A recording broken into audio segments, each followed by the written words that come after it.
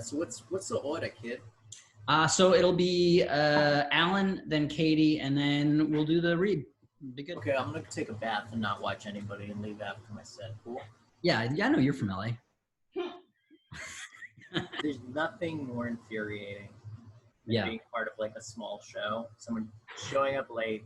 Yeah. They happen to be from LA. They alienate the whole audience that's watching, which is like 5 people. Then they just get on their phone on screen like the rest of the show. You hear that, Katie? Don't do it. I hear that. You didn't tell me there'd be women on this show. I think maybe I have something on the foot up. Katie, I'm kidding. Katie, do that bit with Gretchen where you read a book. I think it was Jimmy Carter's book. It was the Gipper. Ronald Reagan. Ronald Reagan, thank you. Yeah, it was Ronald Reagan. I took his diaries. We had a copy of his diaries, and then I inserted space erotica in there, and no one liked it except for me and Gretchen. Just me and Gretchen and Carl. Did you just have Reagan's diary around? They published them. Heather, pay attention to me. Are we all wearing fun hats, Alan? Yeah, I'm trying to hide my hairline. This is a fun way to do it. Welcome to the club. Can you grow hair over your mouth? Welcome to the Virtual Gas. I'm your host, Rob Crean. We're having some light-hearted, fun chats. People ribbing each other, people fooling around, doing some inside jokes. It's a lot of fun. It's a weird time right now. I don't think that that's too crazy to say. Twice this week, I'm very stressed out.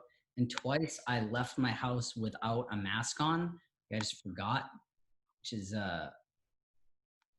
very traumatic. I was in my car and I realized that I hadn't taken my mask with me. I'm so judgmental when I see people not wearing masks. I think at this stage, if I saw a guy walking down the street with his dick out, but wearing a mask, that would be less shocking to me than just seeing someone without a mask. But you do see a lot of them. A lot more people without masks than I want to see, and a lot less dicks than I want to see. Everything is closing. Everything that every business in the city that I liked is being closed. They'll all be replaced with Olive Garden soon. So I guess, it's not the end of the world. We'll all just, it used to be a lot of different restaurants, and now we'll just have Olive Gardens, and that'll be cool too in its own way. And it's really hit me this week. I've just kind of over the last week, I've really sort of come to the realization that this is going to be real bad for me and for the country. I've had a couple of people call me to cheer me up, and I really bummed them out. I really brought them down. I talked to my therapist this week, and I know he's a healthcare professional and he's impartial, but I think that I ruined his day. It's a bleak time, but that's okay because we've got a fun show to do right now. We're going to close out the show this evening with a table read of a script that I wrote, Untitled Gary Petersen Pilot, based on the stand-up comedy material of Gary Petersen. I think probably when people hear that I wrote a pilot for a Gary Petersen show, they just assume it's just going to be Gary just eating tons of candy and pooping his pants and then going, oh, now I got to eat all these turds. I got to get going. But it's not. It's a kind, heartfelt tribute to my dear friend, inspired by his stand-up comedy, which I'm a big fan of. Second draft. The second draft is. Second draft, that's true. The first draft was all candy and turds. That was the name of the show. Tell them the opening. Do you want to be honest about it? Tell them what you'd open. I feel like sound like you remember it better than me, so you should. It was open on the Anne Frank house, covered in flames. Gary laughing while Rob stands there saying, but we paid for the tour already. And I said, we have to change this now. So Rob cleaned it up a little bit to his credit. He's a great writer.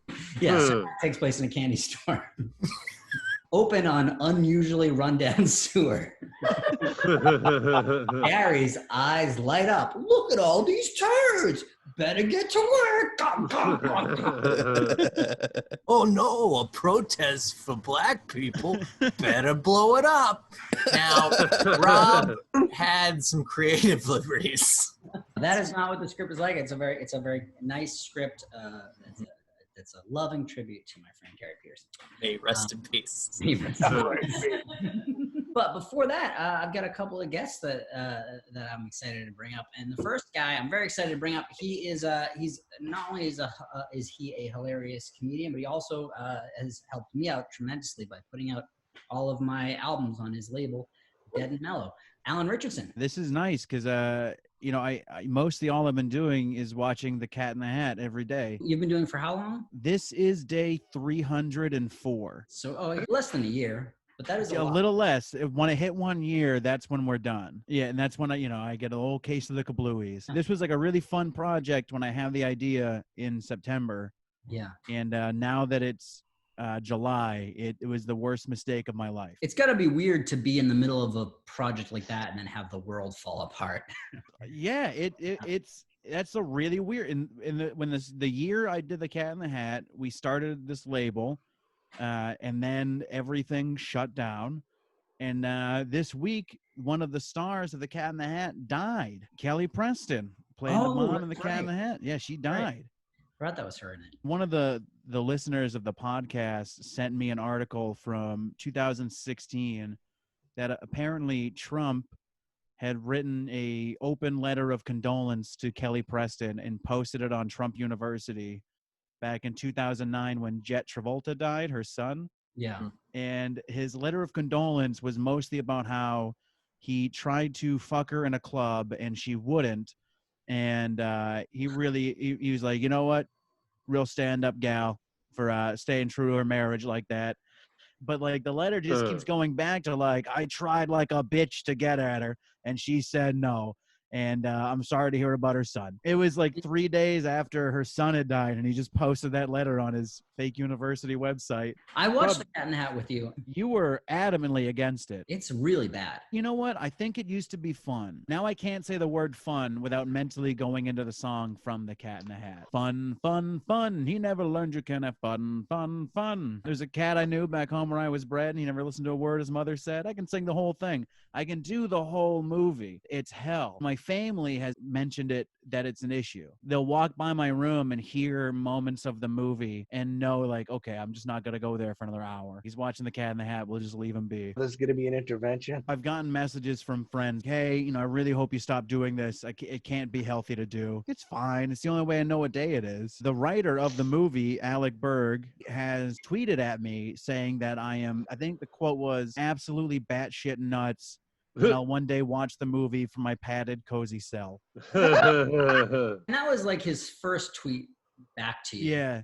And then after that, though, he started being really nice to you, because I think after his initial response, he kind of considered it and thought, oh, maybe this guy is a cool dude. Well, I was going to say intellectually disabled. Yeah. And so he didn't want to be mean. Yeah, that is a much more real response that he clearly had, where he did definitely lay off like, oh, no, I can't make fun of this kid. Yeah. There's a problem with his head. You can see that it's an immediate turn where he's like, oh, I better be safe with this one. And not I did ask him, I was like, hey, if I were ever in LA, would you meet me in a public place to discuss The Cat in the Hat? I have 5 questions for you. And his response is, are you going to kill and eat me? And I said, there's only one way to find out. I just need to like have it known that I've always known it's not a good movie, but I did think it was funny for a while. You told me you thought it was a good movie. Okay, Rob. Maybe at one point I thought it was a good movie. Well, it's a good romp. It's a good fun 76 minutes you can spend.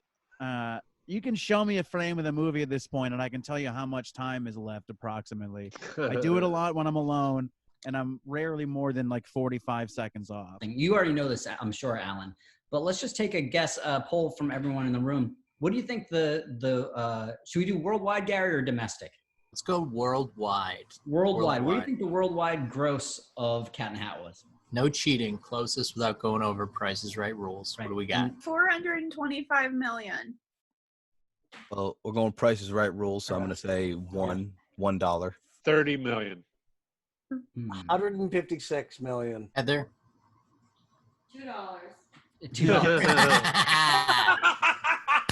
$375 million. Okay, that was pretty much the gross of the Grinch, and that's why they made the Cat in the Hat, is because the Grinch was so successful. Gary, do you have the number? I do. Worldwide, 133 mil. China got 32 I had million. 30. Yep, everybody else was over. So the domestic was like 102, I think, right? Yep, 101, 149, and 32 million overseas. The movie was so bad that Dr. Seuss's widow banned any future live-action Dr. Seuss movies. There is a commentary on the Blu-ray of The Cat in the Hat where Alec Baldwin still clearly has a drinking problem, and most of the commentary is him talking about how bad he wants to bang Kelly Preston. The more you learn about him, the more it is apt that Alec Baldwin ended up playing Donald Trump. He says shit like 3 times in the commentary. At one point, he breaks out laughing and to the director says, "Bo, no one gives a fuck about this movie." They kept it on the commentary for this kids movie. He's not the worst Baldwin brother, though. I think the worst is definitely Steven. I agree with you. He has a for-profit church. Title is like Unlocking the Full Potential of Stephen Baldwin. So, Rob, you saw the movie. I have 2 questions here. Listeners have sent me postcards with different questions on them. It's fun. It's fun. You know, it happens in my head, so now I have to do it out loud. So this is a question from our listener, Tim. As far as I remember, the only person to eat on screen is Larry. What do you think, which is wrong, by the way, what do you think the cat would eat if he did? I feel like it's like antimatter. It's just, it's just a black hole opens and dumps a bunch of crazy stuff. In the old Heathcliff cartoons, when Heathcliff would just empty a trash can. I think the cat is a devil, first of all. I think he comes from an alternate universe. I think what he eats is souls. See, he comes from another dimension. He has a crate to a portal to his world, as he says in the movie. It's very much like the devil, where he makes you sign a contract. The only way to get out of this contract is if you figure out morality and then fix yourself on your own accord, but he can't help you. But I think if Conrad and Sally didn't learn their lesson at the end of the movie, the cat would then eat their souls. I think the book is worse than the movie, honestly, too. I've read the book a few times now. The cat comes into these kids' houses, makes a mess, and then cleans it up. And he's like, "Don't tell your mom what happened." And then the book ends with, "What would you do if your mother asked you?" So it seems like the cat fucked up these kids' lives and about how he just has fun. Yeah, that does sound very creepy. It's weird that the movie is less obscene than the book, because the movie's fairly obscene. All right, the cat seems to be male, but shows no male genitalia. Do you think this was an oversight by the filmmakers, or is it a larger part of the Cat in the Hat universe yet to be explained? My honest answer is to me, it's always weird when a children's movie does have an animal with visible genitalia, which doesn't happen often. The only example I can think of is the Peanut Butter Solution, which is a very strange movie that I saw as a kid that really highlights a dog's genitals at one point. Is it a kids movie? Oh yeah, absolutely. It's a Canadian movie that was shown on like the after school special in the US. I guess I would say, I think it's probably, it's an asexual demon. It's the most likely answer. We've all seen the Cat in the Hat film. Of course. Who here has seen the Cat in the Hat?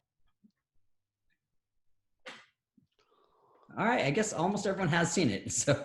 Well, I got 2 more months of watching it. If anyone feels like seeing it again, it's better than Cats. I got a lot of demands from people to do an episode about cats, because now people think I'm obsessed with cats and Dr. Seuss. They should have kept the buttholes in that. They had the buttholes, and then they were like, wait a second, why did we add buttholes to all these cats? Are you going to do another movie at the end of this year? I'm going to do another daily podcast.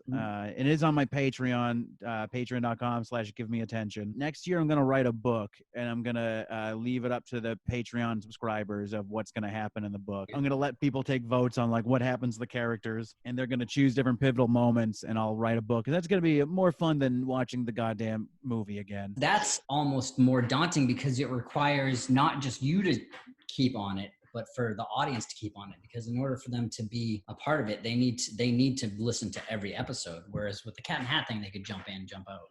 People listen through almost every one. Because there's been a few mornings where I've forgotten to post it in the morning, and I'll get messages of like, "Hey, this is my morning routine, listening to you talk about the Cat in the Hat, and I need this." I mean, also, Wouldn't it be more fun to choose what happens in Act 3 of a book if you haven't followed Act 1 or Act 2? That's where you get the left turns out of. You're the only person I've had on that's like adamantly hated the movie. It's so bad. It's just sloppy storytelling. Also, it's racist. Yeah, it's pretty racist. That part I don't approve of. Approve of the fun song The because fun they song show. has some cultural appropriation, but isn't outright racist. Yeah, that's a good point. Maybe I shouldn't stand behind the fun song so much. I'm gonna stick with the scene where they make cupcakes and there's 3 different Cat in the Hats going. I watched it at a quarter speed one day. I had nothing to do, so I watched the Cat in the Hat for essentially 5 hours. Clint Howard's in one scene. I still can't unhear his voice in slow motion.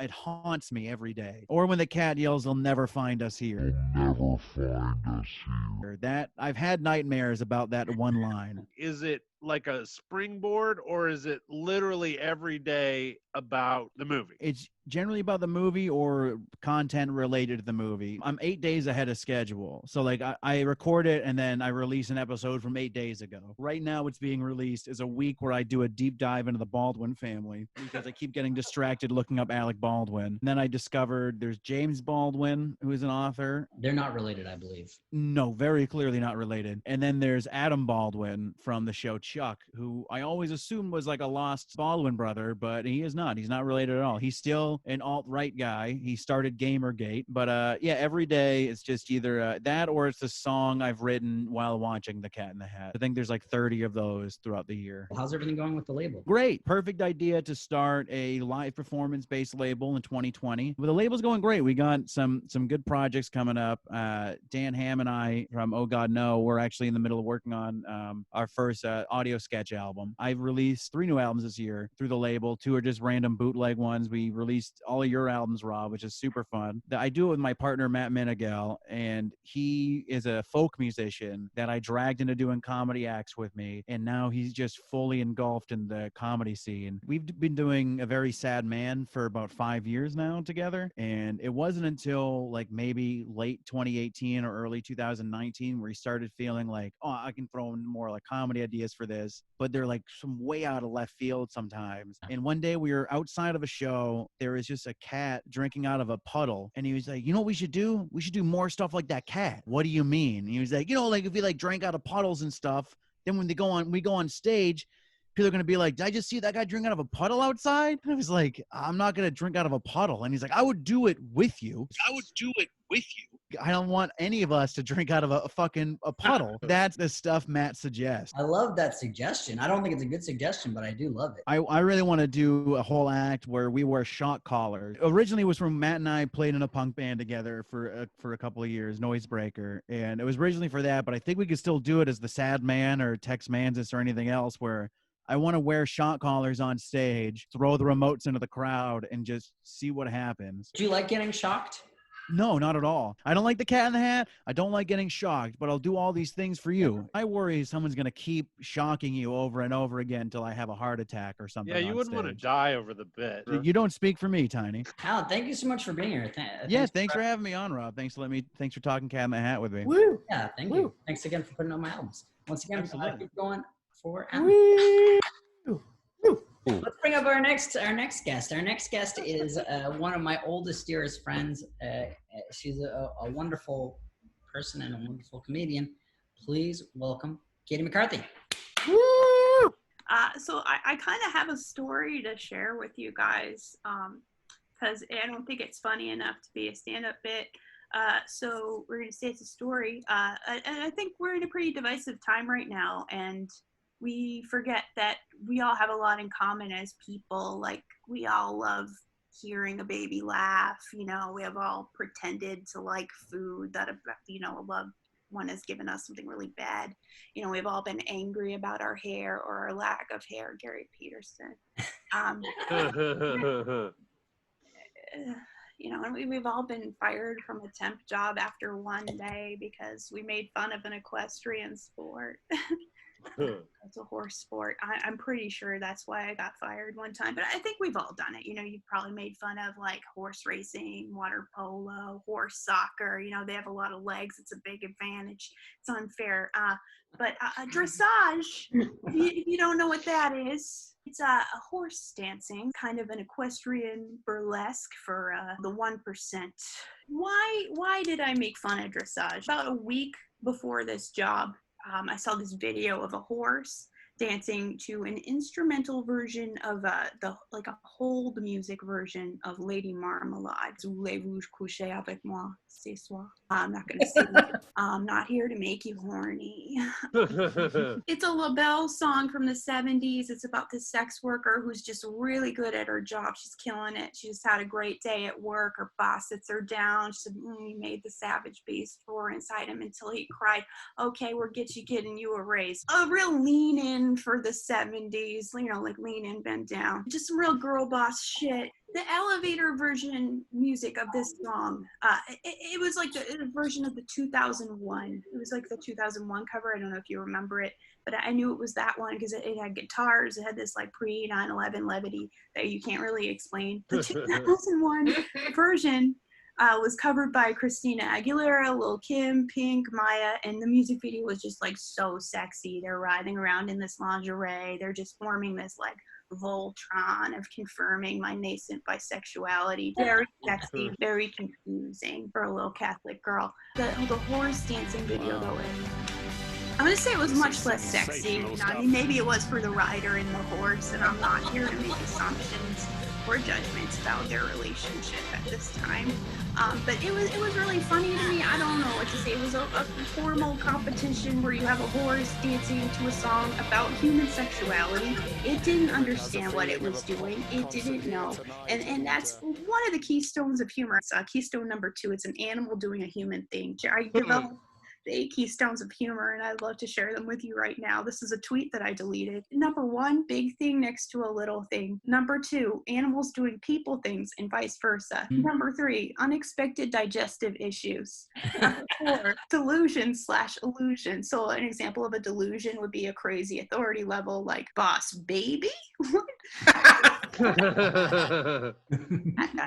An illusion would be something like looks like a tunnel, but it's a wall. Number 5 is just simply anything bananas. Number 6 are objects resembling privates. Number 7, noises. Number 8, falling. And there you go. That's $400 worth of comedy class. Please Venmo me. You mentioned humans doing animal things, and that's exactly what Matt suggested to Alan, was drinking out of the puddle like a cat. That's why that book was a classic. I mean, the movie sounds like a failure, but then it's one of the keystones. It hits something right here. Well, why was I talking about this horse dancing at the temp job? I wasn't temping at, you know, the Horse Ballet Conservatory. I wasn't temping at the Academy for Fussy Adult Virgins. It was just an insurance agency, and I was just a 22-year-old pothead. So this girl, Hillary, was training me. I was her replacement, and it's more awkward than usual. She's giving me nothing, like in terms of human characteristics. Asked her where she was going to work next, or where do you get food around here? Have you ever counted above 100? And I actually didn't ask that last one because I could tell the answer was no. She doesn't have that fire inside of her. It's kind of flat bread of a woman. I noticed her computer background was a horse. That's all. So I go balls to the wall, folks. I just go balls to the wall. We're going in on the horse. I'm like, I saw this weird video of a horse dancing to Lady Marmalade. Why would someone make this horse dance? I think horse dancing, it's something called dressage. And she said to me, it's pronounced dressage. That's on my equestrian spot. Folks, there's no reason why I would know how to pronounce dressage. There are a couple reasons. Number 1, the word dressage looks like it should rhyme with the word message, okay? And I guess if you think it's dressage, the message to you is that you have absolutely had to sell your blood for money. And number two, why would I not know how to pronounce it? I come from like a long line of Irish dock workers, okay? They're living by the sea. They're not seeing no horses, okay? I don't come from the horse owning class, no horse associate, like no horse people, okay? Please throw me out in the garbage for saying this. You hear about it in history, how the Irish, get here. They get here, they're seeing all these signs, no Irish need apply, horses welcome. I'm not a classy woman, I do come from white trash, but I'm trying though. I'm more like white compost bin at this point, like you'll see Swiss chard in there, but there's also, some expired Percocet, and I'm going back in there. I'm going to get it. I shouldn't have made fun of dressage though. It ruined me professionally, and I don't know what those horses went through. I don't know what it takes to get into horse Juilliard, I don't know what they've been struggling through. I don't know if their dad took them out of the stable and was just like, no son of mine is going to be no dang horse dancer. That was strike 1 and 2, making fun of the horse dancing. I offended her again because at some point during the day, we went on a celebrity gossip site and I ended up defending the actress Kirsten Dunst. I was a yay. This Hillary girl is nay. I don't know, is she speaking in horse? Nay. Oh, that's awful. I should quit, huh? This culminated in a discussion about Kirsten Dunst's teeth. I came to their defense. They're imperfect teeth. She has like a snaggle tooth. But this Hillary woman said, well, I don't trust people with bad teeth because my dad is an orthodontist. Oh, is she mad at Kirsten Dunst because that's a lost business opportunity for her dad? Maybe she's seeing someone okay with their bad teeth. It's just sending her into an existential spiral, and she imagines this world where she too could not pronounce the word dressage. I was fired the next morning, and I looked up how to sell my blood. This story was more of a political treatise about how horses are at the nexus of the class division in this country.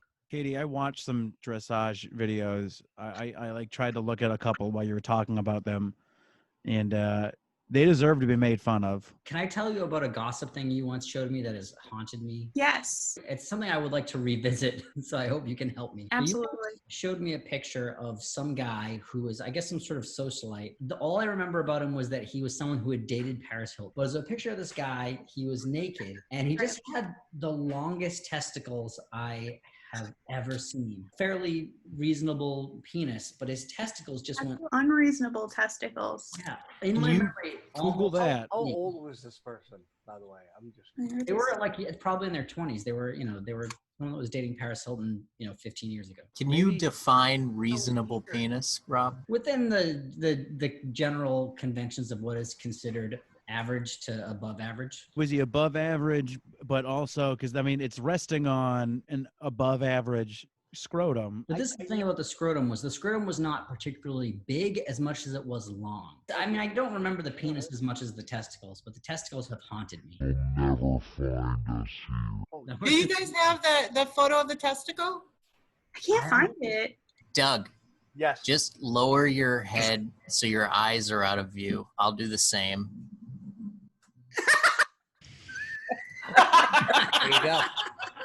That's it for the testicles. Haunting. You'll never find us here. Haunting. Now that's a lovely bend to the right, and look at the flow there. Wow.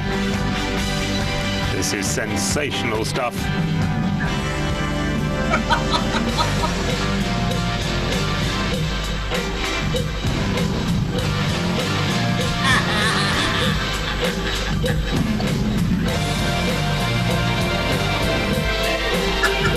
Well, it has a feeling of a pop concert here tonight, and Matinee and Andreas are really delivering the goods.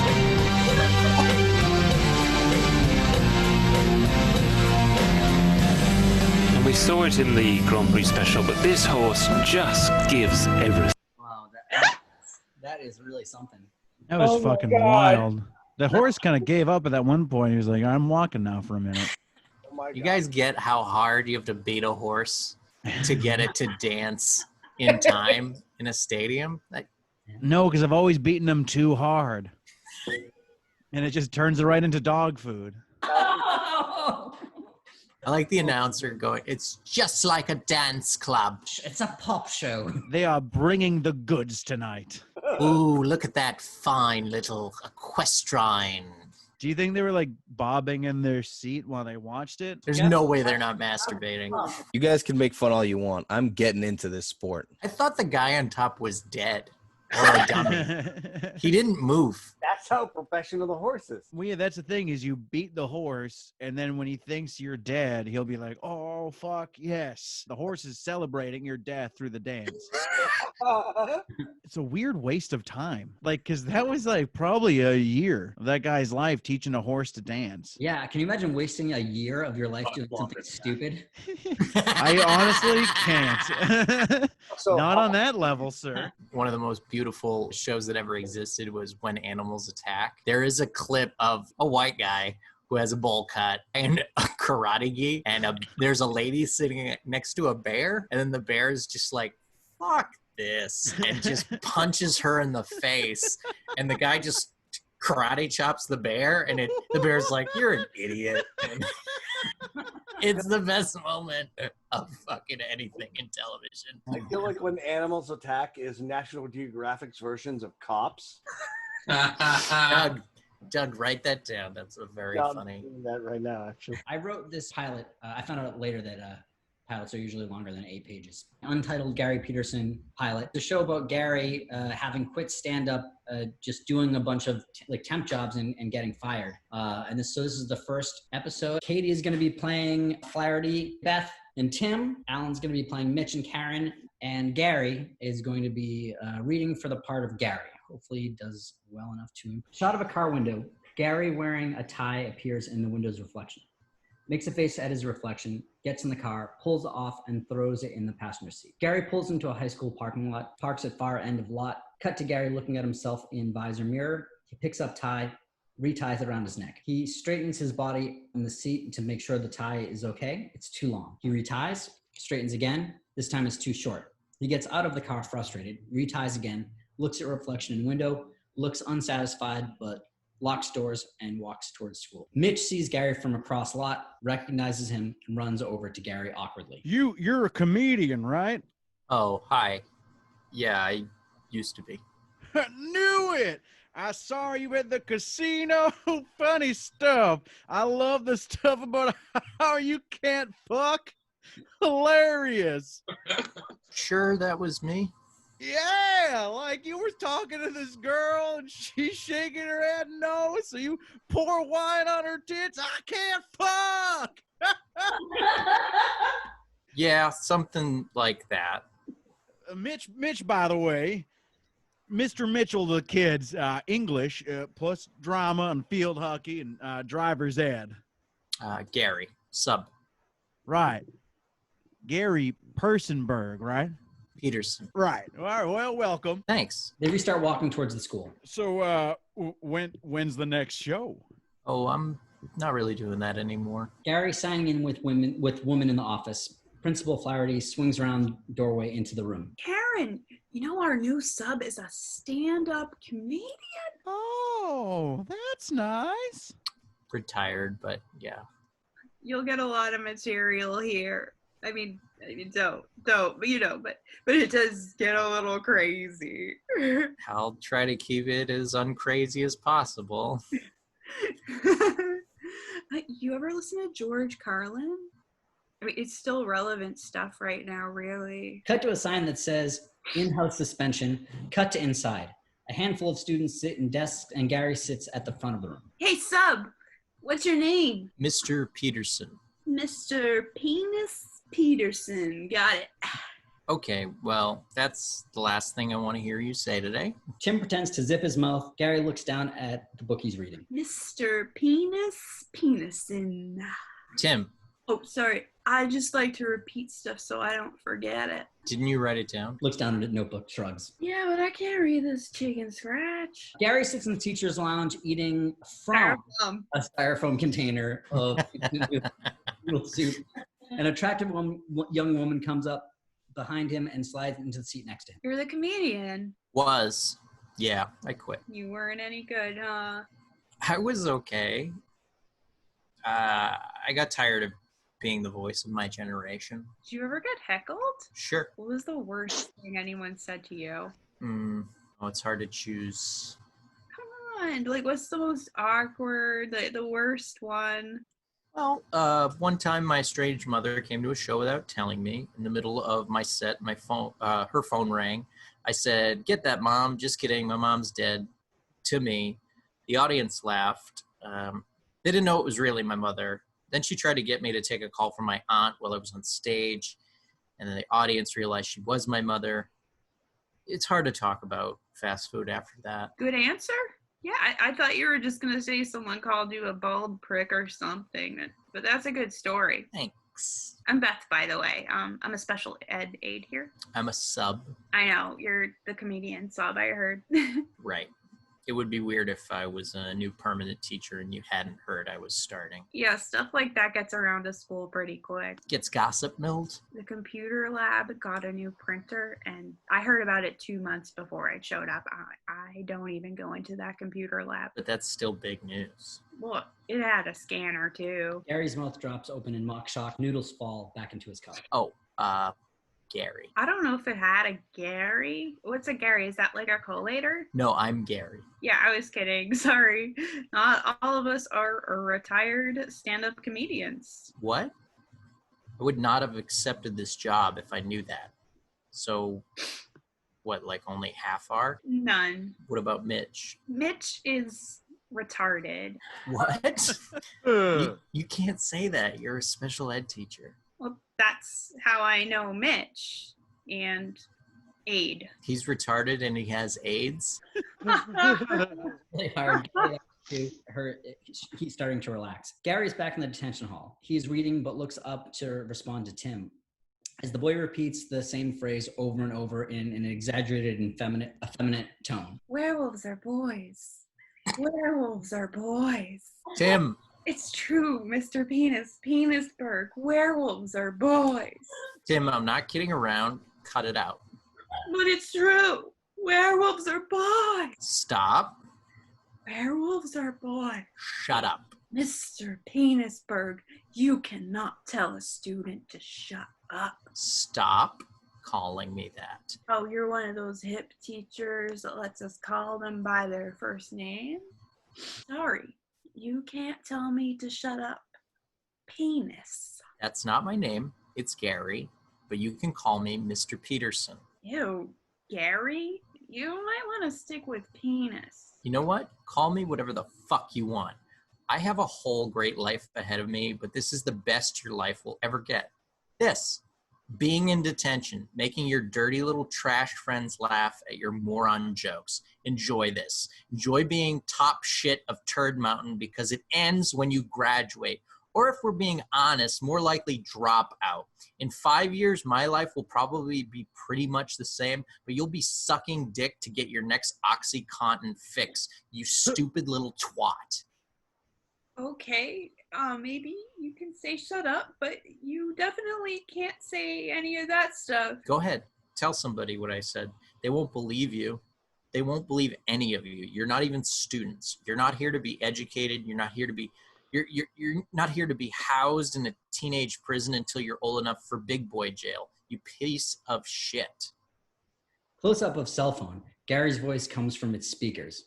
Gary is recorded. You're here to be housed in a teenage prison until you're old enough for big boy jail, piece of shit. Mr. Flaherty stops the recording, looks at Gary. Yeah, all of these kids have all these phones with the apps on them. They can record everything you do. I'm really sorry. Hey, I get it. The kid had it coming, really, but, you know, officially, I do have to take this stuff seriously. I understand.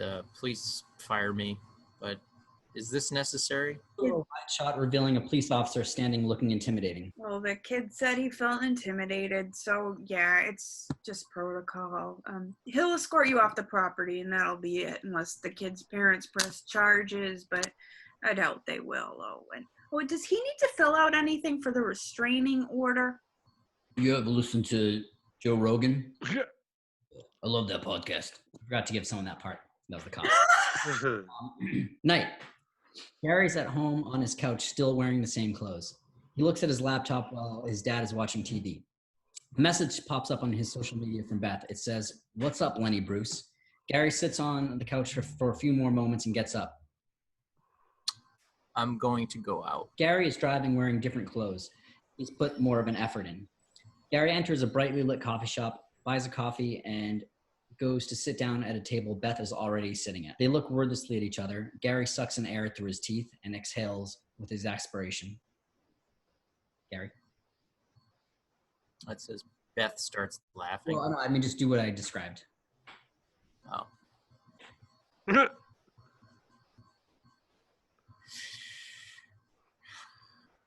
Beth starts laughing. Cut to outside of coffee shop and then back to the table to show some time has passed. I can't believe they got a cop. Protocol. It must have been awkward.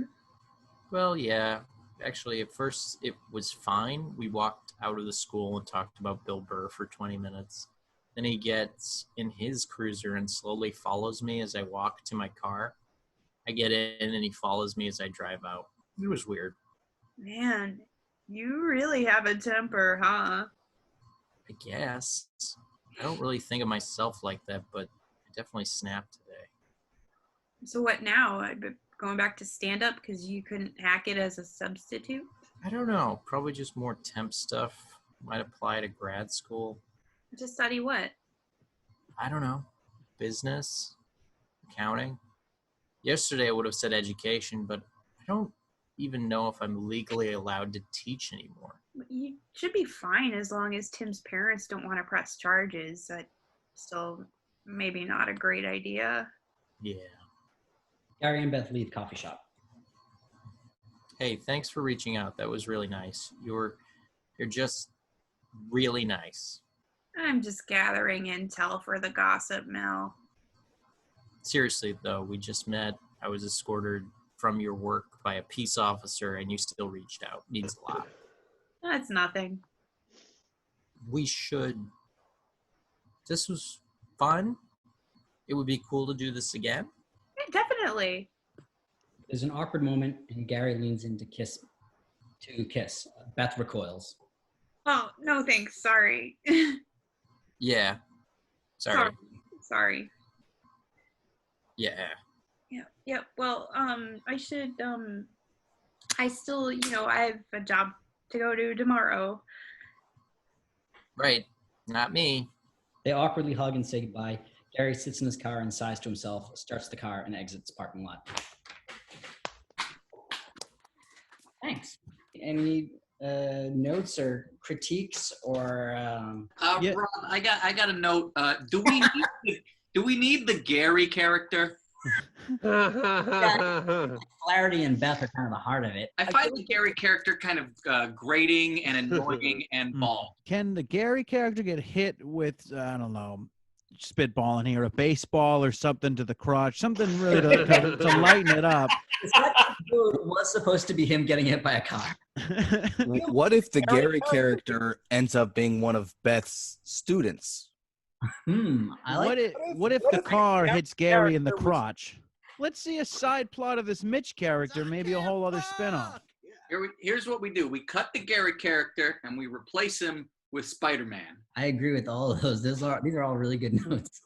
Did we replace every other Gary appearance with a My Pillow commercial? I think that would be amazing. Rob, have you seen the Thriller video before?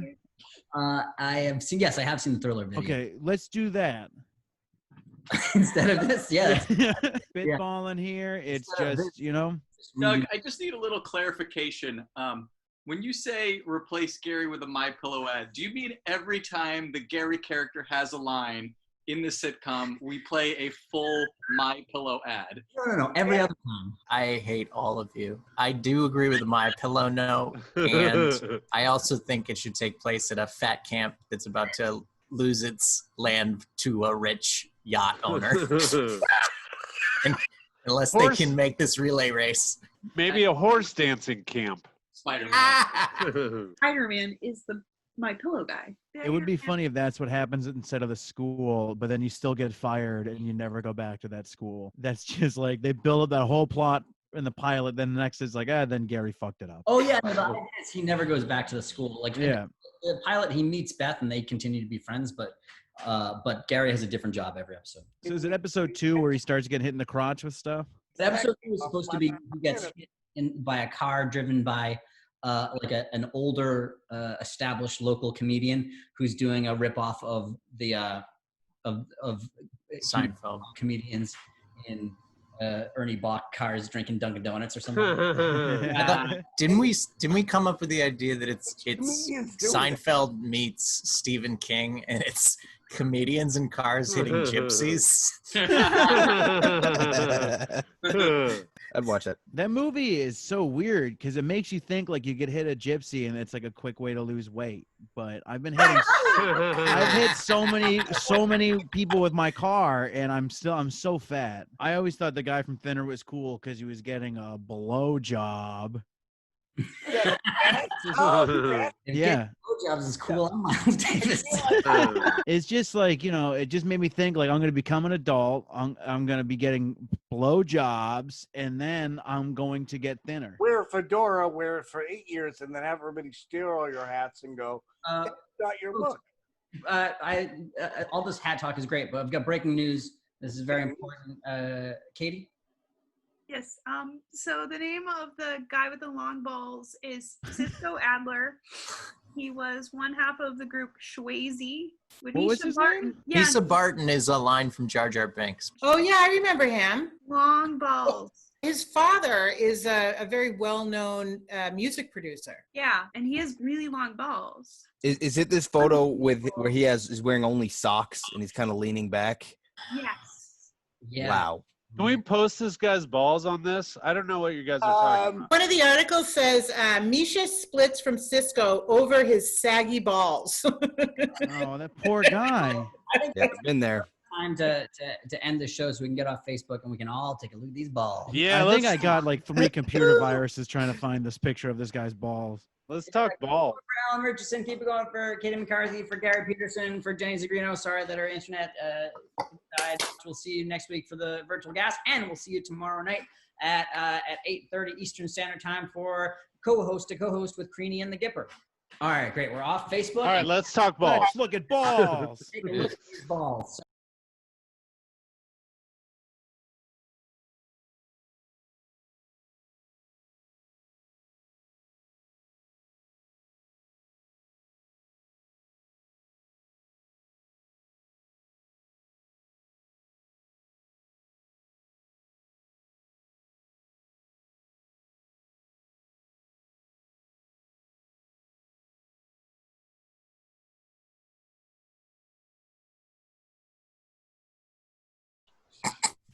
Gary sits in the teacher's lounge eating a styrofoam container of instant noodle soup. An attractive young woman comes up behind him and slides into the seat next to him. Sorry, the way you worked that, it sounds like he's eating the styrofoam. Hey, in the first draft, it was turkey. So, I mean, Gary sits down, and an attractive woman comes up beside him and slides into the seat next to him. You're just eating pieces of styrofoam. That's going in the rewrite. Oh my God, get it together, Zagrino. Jesus Christ.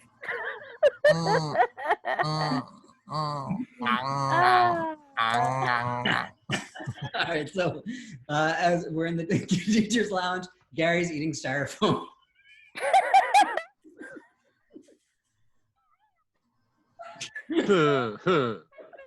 Laugh today. It's the first time. Okay. Jenny, this is my big break. Drama. You're the comedian. You need to focus up.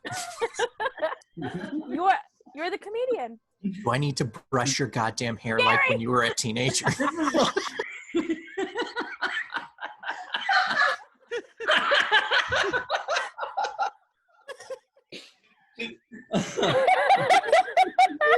I was Jenny's pageant mom for a number of years, everybody.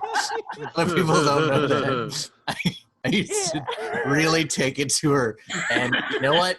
Paid off. We won this trophy. And she earned it. All right, let's number one Capricorn. That was the thing. Okay. All right, let's reset. Gary sits in... Don't say it again. I'll lose it. All right, I'll change it. I'll change it. Gary sits in teacher's lounge eating. I just read it again.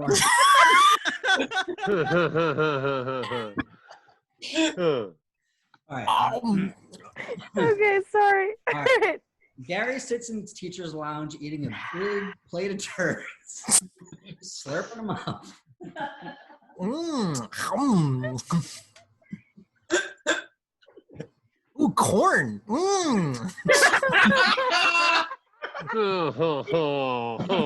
Why isn't anyone sitting next to me? You guys want to share? I brought enough for everybody. All right, I'm going to read the line. I'm going to repeat it so it's not funny, and then we'll be able to progress. I'm going. You're the comedian. The only one here with on-screen credits. Jenny Zagrino. Just so everybody knows. Multiple movies, script, talent. Go ahead. Two. Own zone. Okay. All right. I'm just going to... No, you're not going to read it. I'm just going to go. Go for it. You're the comedian. Yeah, I quit. Weren't any good, huh?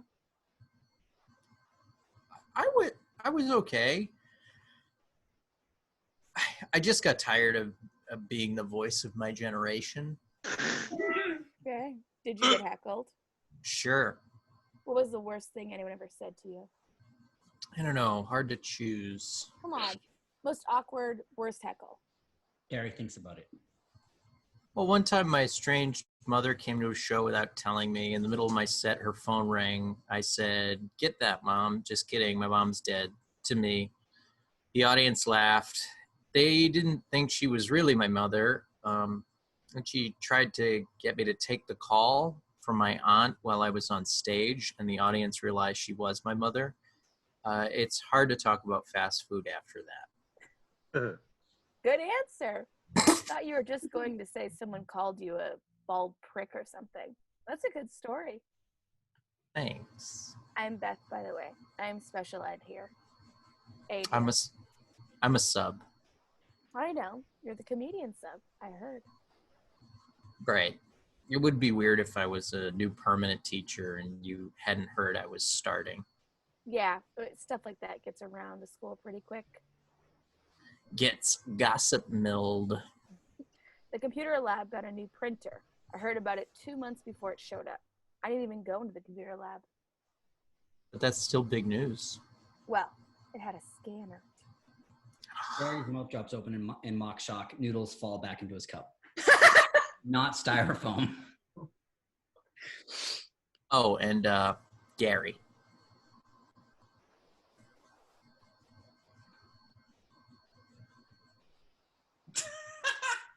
Oh, I think Jenny's frozen. Oh, that makes sense. I thought she was. I was like, talk about a dramatic pause. Yeah, like I just mentioned styrofoam and now I hope she's not frozen. Can you do her part in her voice, Rob? Maybe that would be all right. I could probably, but Jenny. She'll be back in any minute. Oh, wait, okay. She'll probably rejoin in a minute. Katie, I know you've already played 2 parts in this. Can you take over for Beth? Yeah. So all right. So this time, Katie's gonna play Beth, and Doug, can you try reading for Gary? Because I don't think Gary's really getting it. Wait, what?